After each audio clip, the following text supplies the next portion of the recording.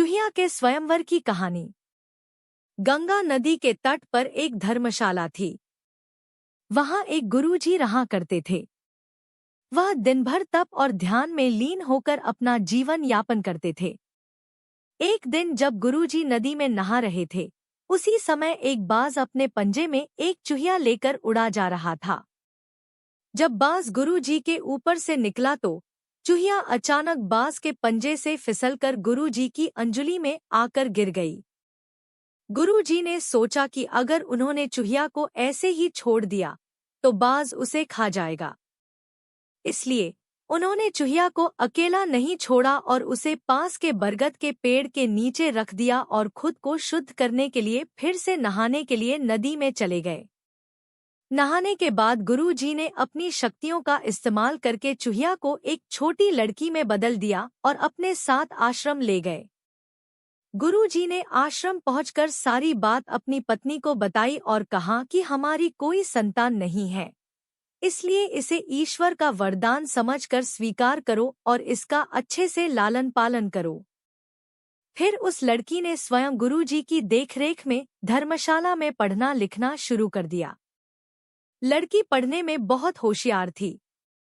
यह देखकर गुरुजी और उनकी पत्नी को अपनी बेटी पर बहुत गर्व होता था। एक दिन गुरुजी को उनकी पत्नी ने बताया कि उनकी लड़की विवाह योग्य हो गई है। तब गुरुजी ने कहा कि यह विशेष बच्ची एक विशेष पति की हकदार है।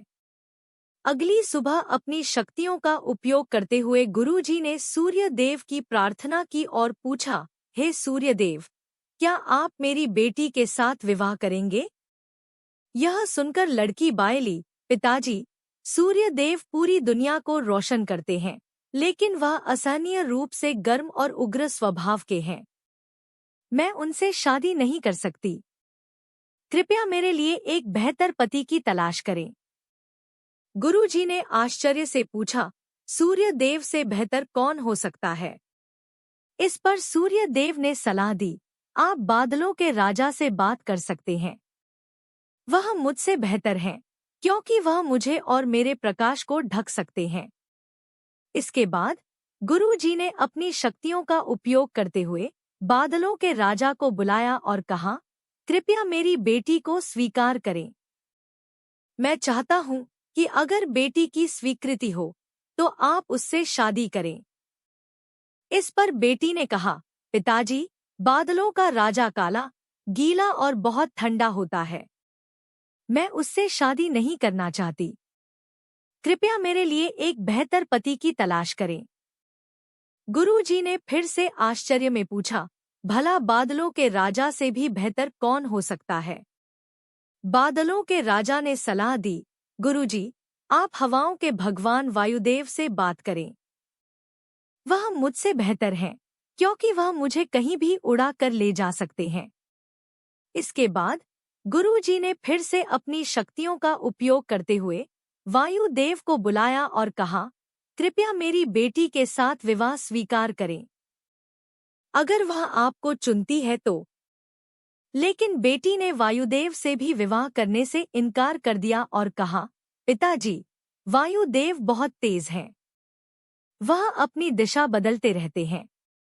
मैं उनसे शादी नहीं कर सकती। कृपया मेरे लिए एक बेहतर पति की तलाश करें। गुरुजी फिर सोचने लगे, वायुदेव से भी बेहतर कौन हो सकता है? इस पर वायुदेव ने सलाह दी, आप पहाड़ों के राजा से इस विषय में बात कर सकते हैं। वह मुझसे बेहतर है, क्योंकि वह मुझे बहने से रोक सकते हैं। इसके बाद गुरुजी ने अपनी शक्तियों का उपयोग करते हुए पहाड़ों के राजा को बुलाया और कहा, कृपया मेरी बेटी का हाथ स्वीकार करें। मैं चाहता हूं कि अगर वह आपको पसंद करती है तो आप उससे शादी करें। फिर बेटी ने कहा, पिताजी, पहाड़ों के राज बहुत कठोर हैं। वह अचल है। मैं उससे शादी नहीं करना चाहती। कृपया मेरे लिए एक बेहतर पति की तलाश करें। गुरुजी ने सोचा, पहाड़ों के राजा से भी बेहतर कौन हो सकता है? पहाड़ों के राजा ने सलाह दी, गुरुजी, आप चूहे के राजा से बात करके देखिए। वह मुझसे बेहतर है, क्योंकि वह मुझ में छेद कर सकता है। आखिर में गुरुजी ने अपनी शक्तियों का उपयोग करते हुए चूहे के राजा को बुलाया और कहा, कृपया मेरी बेटी का हाथ स्वीकार करें। मैं चाहता हूं कि आप उससे शादी करें, अगर वह आपसे शादी करना चाहे। जब बेटी चूहे के राजा से मिली तो वह खुश होकर शादी के लिए राजी हो गई।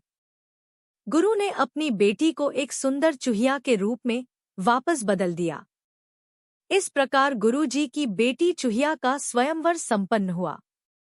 कहानी से सीख, जो जन्म से जैसा होता है उसका स्वभाव कभी नहीं बदल सकता।